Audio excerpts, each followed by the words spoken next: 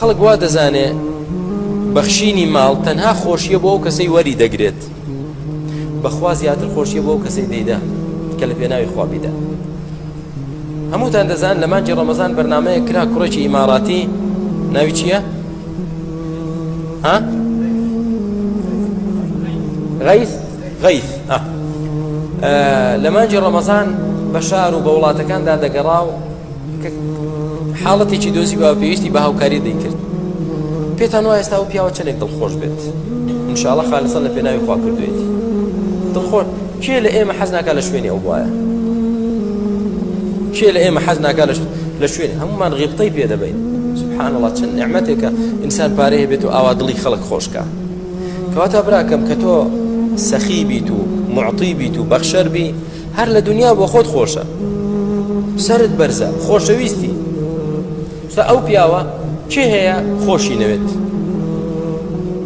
مەکە شەیطان خۆشی نەوێت و بێ باوەڕەکان خۆشیان نەوێت، وانە کاکە وەڵڵا خوا خێری بنووسی ماشاءڵڵا دەگەڕێ خەڵک لە ناڕەحەتیەکی قورس ڕزگار دەکا، لە ئەزمەیەک، لە ضیقێک، لە مەزەقێک، ئەی خوا خێری بنووسێ. بەڕاستی کارێکی بە هەمووی خۆشی دەوێت. بزانە ئەی ئەو کەسێک کە هەیەی و بەخیلە هیچ نابەخشێ، خەڵکم ڕقی لێتی چێ خۆشی دەوێت؟ کەس خۆشی ناوێت.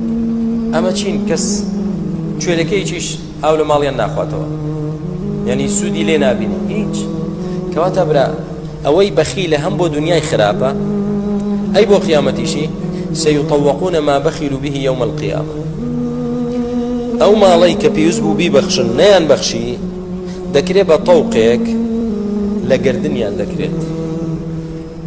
دەکرێت بە تەوق چیە بە کوردی؟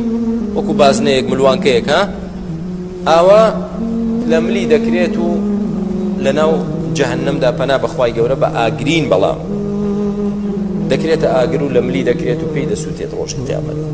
ئەوە بوو ئەوەی کە لە دنیا کۆت دەکردەوە نەدەبەخشی، دڵت پێی خۆش بوو، بەخێر تاوانە بووت. ئەوە ئێستا کراوەتە ئاگر، ملوانکەیەکی ئاگر و کراوەتە تەوقێک و بە ملتدا کراوە، نەبی خۆتی.